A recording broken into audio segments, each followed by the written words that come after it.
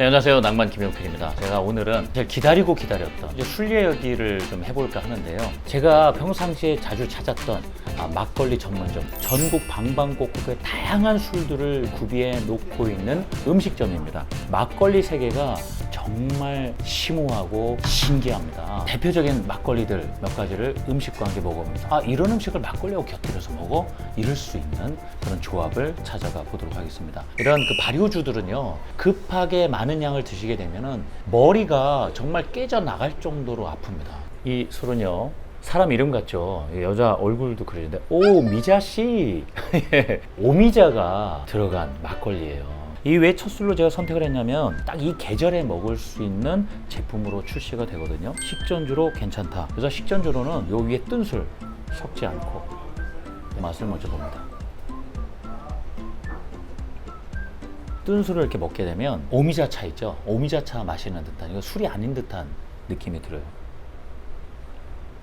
입안이 개운해지면서 뭔가 깔끔한 느낌. 지금 여기는 기본적으로 이 순두부하고 백김치가 제공이 되는데요. 예전에 많이 힘들게 살던 시절에는 막걸리가 쌀로 만들다 보니까 밥 대신 막걸리로 드시면서 뭐가 필요하다? 이 김치가 필요하다. 가장 잘 어울리는 음식은 뭐다? 밥 반찬이다. 이런 얘기가 있습니다.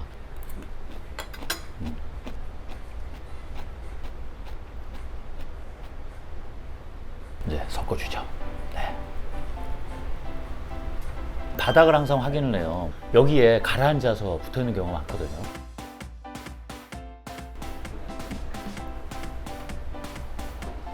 저는 주로 생막걸리를 좋아합니다. 보통 생막걸리 같은 경우에는 유통기한이 한 달 정도예요. 재밌는 것이 이런 막걸리들은 처음에 출시됐을 때 막 따서 먹는 맛과 한 3주 정도 또는 한 달 정도 지나서 먹는 맛이 달라진다는 거예요. 출시가 될 때는 발효가 완벽히 되기 직전 상태에서 출고를 한다는 거죠. 그래서 유통 과정에서 충분히 발효 과정을 거치게 되고, 발효가 완전히 끝난 막걸리 같은 경우에는 어떻습니까? 요거트 이런 맛이 난다라고도 살짝 표현하거든요. 특히 이런 막걸리들은 젊은 세대에 맞게 누룩향이 강한 그 전통 막걸리 대신에 좀 가볍게 식전주로 즐길 수 있는, 제가 뭐 특정 브랜드를 이야기하는 것은 우리나라 전체적인 흐름, 역사를 좀 말씀드리기 위해서인데, 사실 민속주 대중화의 입지전적인 인물이 계세요. 누구나 들으면 한 번은 다 들어봤어요. 배상면이라는 이름입니다. 이 배상면 선생님은 박물관에 있을 정도로 정말 민속주 개발에 온 인생을 거신 분이거든요. 그분 슬하에 삼남매가 현재 딱 말씀만 드리면 알만한 대형 주류 제조 회사를 운영을 하고 다 계세요. 첫째 아드님은 국순당, 둘째가 따님입니다. 배혜정. 그래서 이름을 따서 배혜정 도가를 또 운영을 하고 계십니다. 그리고 막내 셋째 아드님이 바로 배상면 주가라는 이름으로 또 술을 만들고 있습니다. 그래서 배상면 선생님의 자녀 세 분이 각자의 어떤 특성을 살려서 전통주 만드는 업을 하고 계시는데, 왜 이 배상면 선생님 빼놓을 수가 없냐면은 바로 이 삼남매 이분들이 만든 술들이 굉장히 민속주 대중적으로 가는데 큰 역할을 하셨던 분들이거든요. 사장님, 육사시미 이제 하나만 좀 주세요. 소고기 육사시미를 막걸리랑 먹어? 이렇게 생각하실 수 있어요. 감사합니다. 이거 어디 한우예요? 어디 하는 중 모르고 그냥 그래요? 좋은 거 받아다. 좋은 거 받았습니다. 감사합니다. 막걸리는 주 성분이 쌀입니다. 쌀로 만들다 보니까 탄수화물이 당연히 많을 수밖에 없겠죠. 그래서 저는 보충을 해주면 좋은 것이 바로 단백질이에요. 네.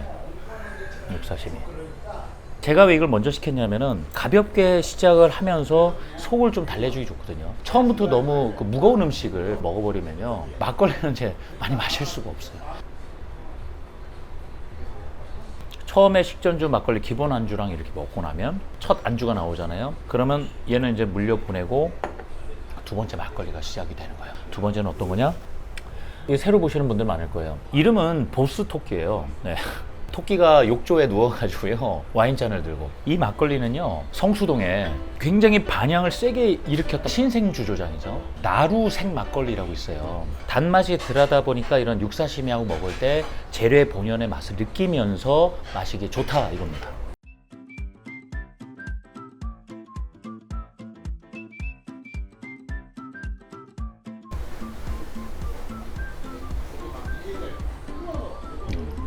신기한 게 뭔지 아세요? 얘도 과실 향이 납니다. 그래서 무슨 막걸리에서 바닐라 향이 나고 배 향이 나고 뭐 복숭아 향이 맛이 느껴지고 뭐 과실 향이 난다고 그럼 뭐 첨가한 거 아니야? 뭐 이럴 수 있어요. 누룩을 어떻게 만들었느냐? 발효를 시킬 때 저온에서 시키느냐 고온에서 시키느냐, 그럼 기간을 어느 정도 시키느냐에 따라서 이런 다양한 향들이 올라오는데 이게 신기하다는 거예요.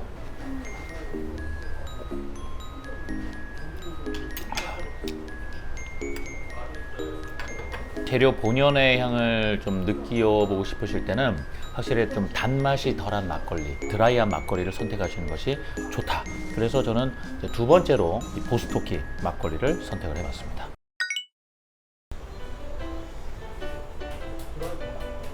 홍신의 셰프하고 식사를 한번 한 적이 있는데 제가 막걸리를 좋아한다 했더니 보틀 먹어봤어요? 보틀? 근데 워낙 강추를 한 거예요. 강추. 그래서 제가 입에 대기 시작한 막걸리입니다. 여기 보시면 100% 국내산 곡물이 들어가 있고 직접 디딘 누룩을 뭐 빚는다는 표현도 쓰고 디딘 꾹꾹 눌러줘야 되거든요. 아마 발로 밟지 않았을까. 근데 보틀은 또 뭘로 유명하느냐, 약간의 요거트의 질감이 좀 느껴지면서 과실향이 나는 막걸리로 유명합니다. 섞어야죠. 이 따를 때 보면은 얘가 어느 정도 걸쳐갈지가 좀 느껴져요. 네.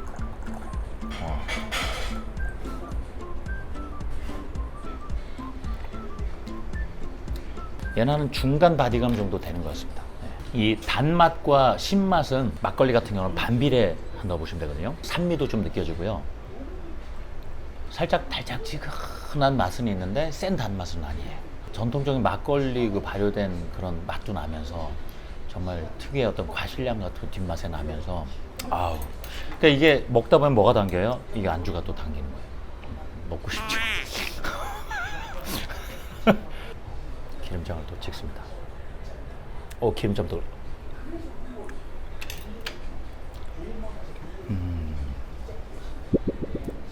기분이 살살 좋아지려고 그런다. 여러분 보통 이제 막걸리 하면 이제 홍탁 해가지고 홍어하고 막걸리, 저도 정말 즐겨 먹는 조합이거든요. 근데 이 집에 오면 자 수육, 돼지 수육하고 문어가 나옵니다. 문어. 그리고 이제 김치가 있어요. 김치도 배추김치와 무로 담근 김치 이렇게 나오거든요. 재료도 좋아야 되지만 김치 맛이 좋아야 돼요. 김장했을 때 저희는 집에서 막걸리를 즐겨 먹었습니다. 이 김치를 말하자면 이제 쭉쭉 찢어가지고요. 김치를요 이렇게 쭉쭉 찢어가고, 이게 손으로 찢어 먹는 김치가 그렇게 맛있단 말이에요. 어머님이 쭉 찢어주는.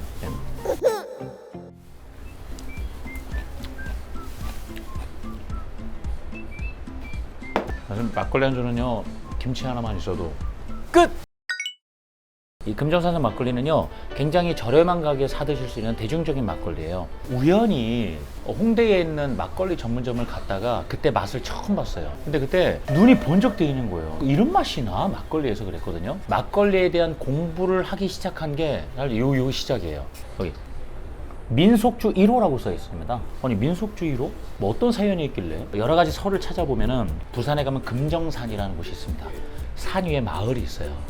전통적으로 누룩을 만들어 왔던 마을이고 누룩으로 정평이 나 있는 마을이란 말이에요. 65년에 막걸리 만드는 게, 쌀로 만드는 게 금지가 됐을 때 이 마을은 몰래 만들 수밖에 없었던 거예요. 몰래 만들면서 막 단속이 나오면은 누룩을 들고 뛰었다 뭐 이런 말씀도 들리고요.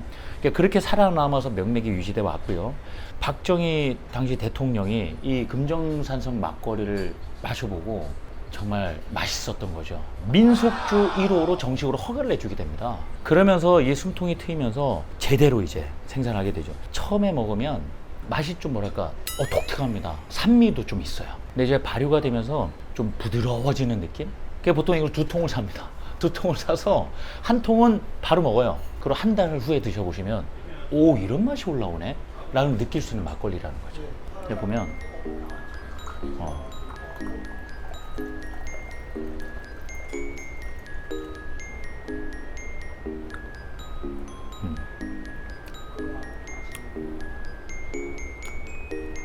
이 금정산성도 고유의 이 맛이 캐릭터가 있어요. 강한 편이에요.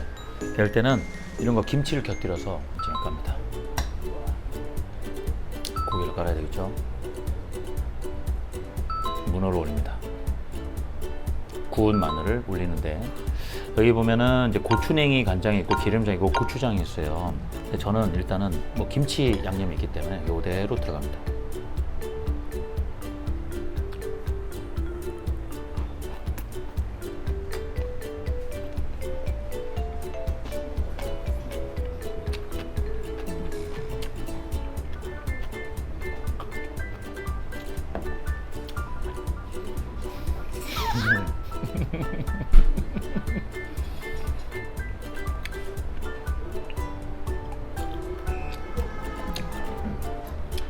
취해서 웃는 거 아닙니다. 네, 맛있어서 웃는 겁니다. 자, 이 복순도가는 울산에 가면 주조장이 있어요. 작년에 울산 쪽에 여행을 갔다가 주조장에 들러서 또 제가 몇 병을 사왔는데, 이 막걸리는 제가 먹고 또 눈이 번쩍 띄었던 막걸리예요. 막걸리에서 이런 고급스러운 맛이 나나 싶었던 거예요. 또 여성분들도 되게 좋아하시고요. 이거 처음에 잘 모르시는 분들이 그냥 막걸리와 뚜껑을 열었다가 낭패를 보신 분들 한두 분이 아니에요. 이 막걸리를 따는 방법은요, 뚜껑을 아주 살살 엽니다. 살살.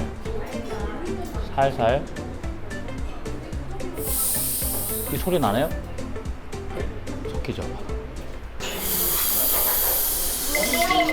네. 왜 피디님이 놀라고 그래요? 이게 이래요. 그래서 이 친구는 성격 급한 분들은요, 마시기 어려워요. 한 1분 걸려요, 뚜껑 여는데.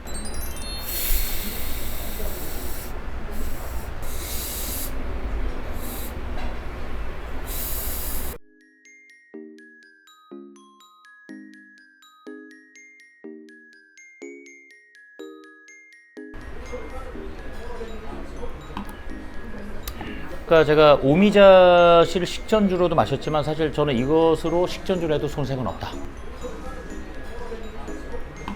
달아요. 입안에서 탄산이 화해지면서 입안이 개운해지는 느낌이 들거든요. 굉장히 경쾌한 맛이 나요. 그래서 여성분도 굉장히 좋아합니다. 단맛이 좀 있기 때문에 이런 매콤한 음식들과 드셔도 좋다는 거죠.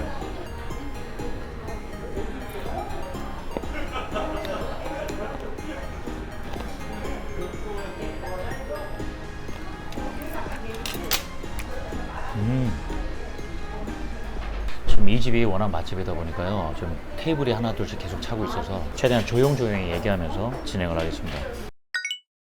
이 친구하고 만난 지는 얼마 안 됐어요. 사실 기성세대가 좀 쉽게 찾아 마실 수 있는 막걸리는 아니에요. 이름조차도 이게 뭐야? 이름이 뭐야? 싶거든요. 이거 한번 읽어보세요. 뭐라고 읽어야 돼요?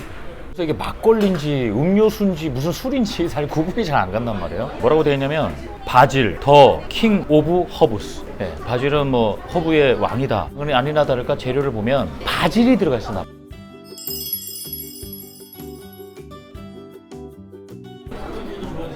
와, 대박. 허브 집에서 키우시는 분들 손으로 살살 흔들어서 냄새 맡으면 향이 확 올라오거든요. 이 막걸리에서 허브 향이 강하게 올라옵니다. 바질 향이.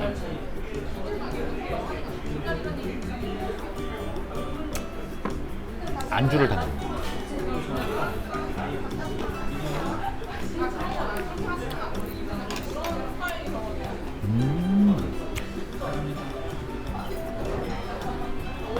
오늘 정말 행복합니다. 왜냐면 제가 늘 오면은 한 3가지에서 4가지 정도밖에 못 먹죠.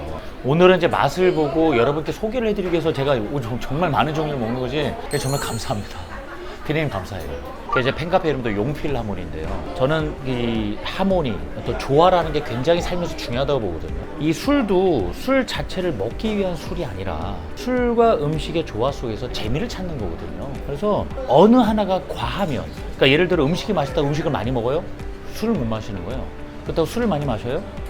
그 취한 기분으로 음식의 미각을 얼마나 느끼겠어요. 그래서 저는 그런 하모니, 조화 굉장히 중요하다고 생각해서 제가 요 다음에 시킬 음식이 글쎄 이게 막걸리하고 어울려? 뭐 이럴 수도 있는 음식인데 집에서 보면은 삼합 같은 거 만들어 먹을 수 있거든요. 그리고 집에서 또 하나 자주 만들어 먹는 게 뭐겠습니까? 아이들린 집 같은 경우에는 스파게티 많이 만들어 먹습니다. 근데 스파게티와 막걸리의 만남 기대합니다. 이 집에 또 하나의 시그니처 메뉴로 지금 등극을 하기 직전인 메뉴인데 고등어 파스타입니다. 자, 여기 이제 같이 줍니다. 왜 주겠습니까?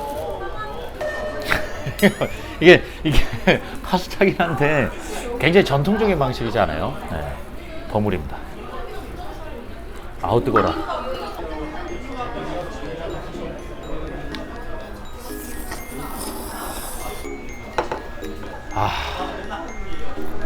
야, 너무 맛있다.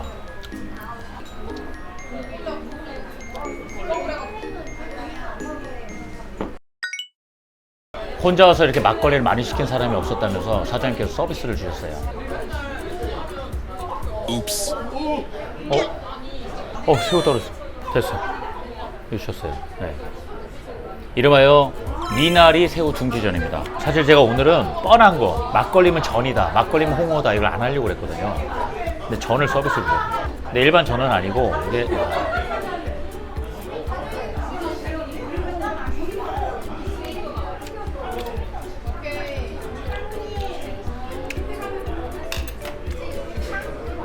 기분이 살살 좋아지려고 그런다.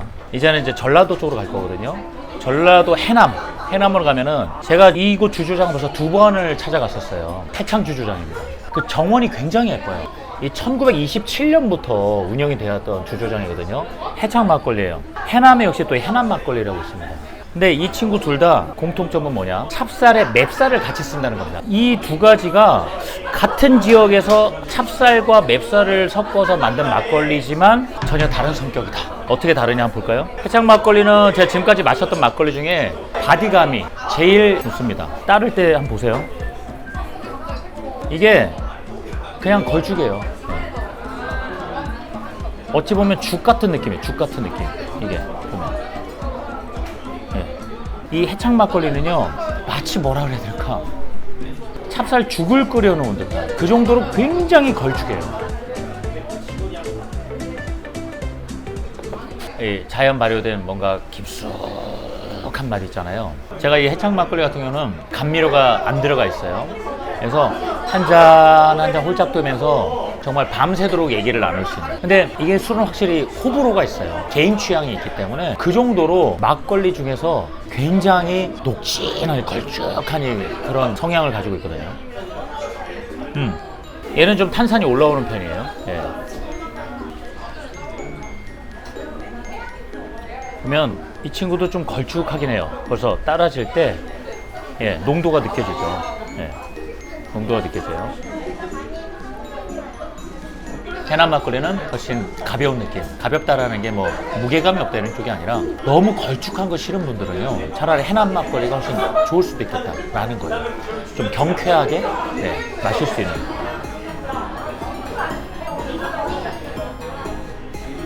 이 고유의 쌀이 발효됐을 때 그 맛이 비슷하게 나지만 입안에서 느껴지는 질감이 다른 거예요. 자, 오늘의 마지막 메인 안주인데요. 갑오징어 숙회로 먹으면요, 그 탱탱한 맛이 아주 일품이거든요. 근데 이것은 갑오징어 볶음이에요. 매콤하게 무쳤죠.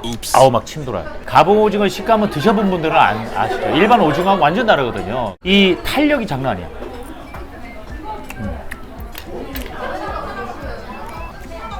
매콤해. 안주를 수육도 먹고 문어도 먹고 북사시미 먹고, 근데 뭔가 칼칼한 이 자극적인 음식을 먹고 싶다. 그럴 때 이제 볶음을 시키죠. 볶음 시켰을 때 왜 제가 이 해창 막걸리, 해남 막걸리가 등장을 했냐? 술들은 단맛이 강합니다. 우리가 단짠이라는 말을 하는데 매콤하고 자극적인 음식 이걸 딱 먹고 나서 단맛이 강한 막걸리를 먹었을 때 궁합이 그렇게 또 좋다는 거예요. 이 갑오징어 다리가 또 무척이나 탱탱합니다. 탱글탱글하거든요.